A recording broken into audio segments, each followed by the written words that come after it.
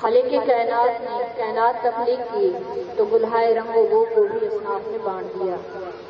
حضرت انسان کے ذوق لطیف کی تسکین کے لیے فنون لطیفہ کا اہتمام کیا اور فنون میں شعر و ادب کو ایک خاص مقام حاصل ہے۔ شاعری اظہار ذات کا ذریعہ ہے جو تخلیق کار کے باطن میں موجود تصورات، تجربات، مشاہدات اور احساسات کو حروف کی صورت میں کرتاس پر منتقل کر کے تخلیق کار نہ صرف ایک بے نام سے لطف سے ہمکنار ہوتا ہے بلکہ اس کی روح کی کتھارسس بھی ہوتی ہے۔ یہ ایسے ہی ہے کہ جیسے اپنا انسان اپنا کوئی غم کسی سے کہہ دے اور اس کے بعد خود کو ہلکا پھلکا محسوس کرے۔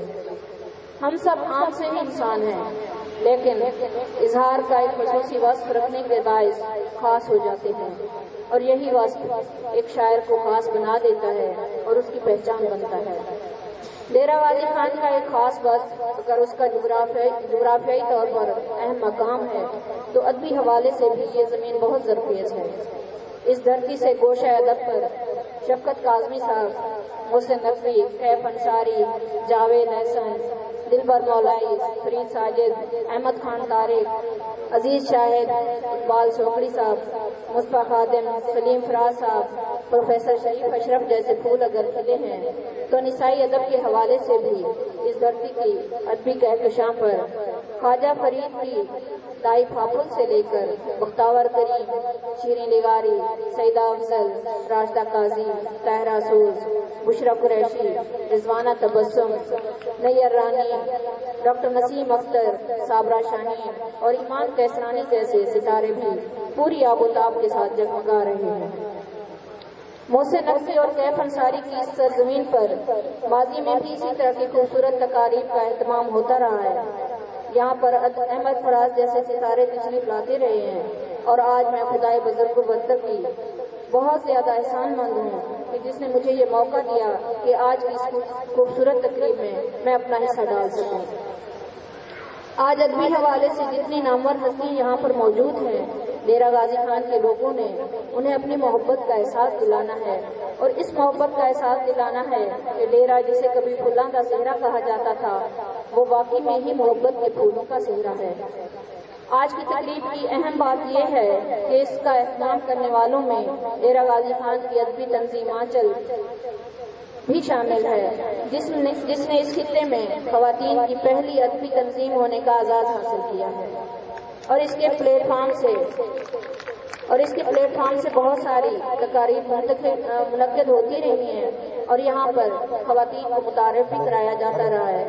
آج اگرچہ بہت ساری خواتین اپنی ایک الگ شناخت رکھتی ہیں لیکن ان کی پہلی پہچان ادبی تنظیم آنچل ہی ہے۔ آنچل کی صدر اور اس مشاعرے کے میزبان ہونے کی حیثیت سے میں مشاعرے کا آغاز اپنے کلام سے کرتی ہوں اور یہ روایت قائم کرتی ہوں کہ میں چند اشعار سناؤں گی اور یہاں کے میزبان شعراء ہیں ان سے میں ریکویسٹ کروں گی کہ وہ کم سے کم پڑھیں تاکہ ہم آئے ہوئے مہمان شعراء کو زیادہ سے زیادہ سن سکیں۔ زخموں سے کہاں لفظوں سے ماری گئی ہوں میں، زخموں سے کہاں لفظوں سے ماری گئی ہوں میں، جیون کے چاک سے یوں اتاری گئی ہوں میں، زخموں سے کہاں لفظوں سے ماری گئی ہوں میں، جیون کے چاک سے یوں اتاری گئی ہوں میں، مجھ کو میرے وجود میں بس تو ہی تو ملا، مجھ کو میرے وجود میں بس تو ہی تو ملا، ایسے تیری مہک سے سنواری گئی ہوں میں، افسوس مجھ کو اس نے اتارا ہے گور میں، افسوس مجھ کو اس نے اتارا ہے گور میں، جس کے لیے فلک سے اتاری گئی ہوں میں، افسوس مجھ کو اس نے اتارا ہے گور میں، جس کے لیے فلک سے اتاری گئی ہوں میں، مقتل میں جان دینا تھی پیاروں کے واسطے،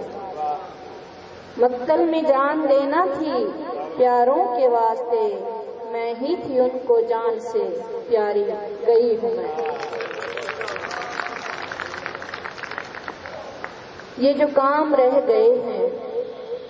یہ جو کام رہ گئے ہیں، انہیں رکھ کے جا رہی ہوں، میری زندگی میں تجھ سے بہت تھک کے جا رہی ہوں۔ یہ جو کام رہ گئے ہیں انہیں رکھ کے جا رہی ہوں، میری زندگی میں تجھ سے بہت تھک کے جا رہی ہوں۔ یہی درد کے بسیرے، یہی ہجر کے اندھیرے، یہی درد کے بسیرے، یہی ہجر کے اندھیرے، یہ جو سسکیاں ہیں ساری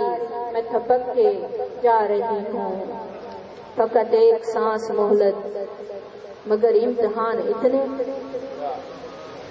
فقط ایک سانس مہلت مگر امتحان اتنے، یہ جو تلخیاں تھی تیری انہیں چکھ کے جا رہی ہوں۔ فقط ایک سانس مہلت مگر امتحان اتنے، یہ جو تلخیاں تھی تیری انہیں چکھ کے جا رہی ہوں۔ جہاں اس نے مڑ کے دیکھا وہیں زندگی رکی تھی، جہاں اس نے مڑ کے دیکھا وہیں زندگی رکی تھی، یہ جو حیرتیں ہیں دل کی میں جھٹک کے جا رہی ہوں۔ تیرے لمس سے شناسا نہیں انگلیاں یہ میری، تیرے لمس سے شناسا نہیں انگلیاں یہ میری،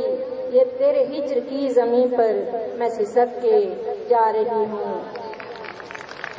میری زندگی تو کہہ دے کبھی جا کے چارہ گر سے، میری زندگی تو کہہ دے کبھی جا کے چارہ گر سے، کہ یہ خواب کا ہے بدفن میں بلک کے جا رہی ہوں۔ یہ جو کام رہ گئے ہیں انہیں رکھ کے جا رہی ہوں، میری زندگی میں تجھ سے بہت تھک کے جا رہی ہوں۔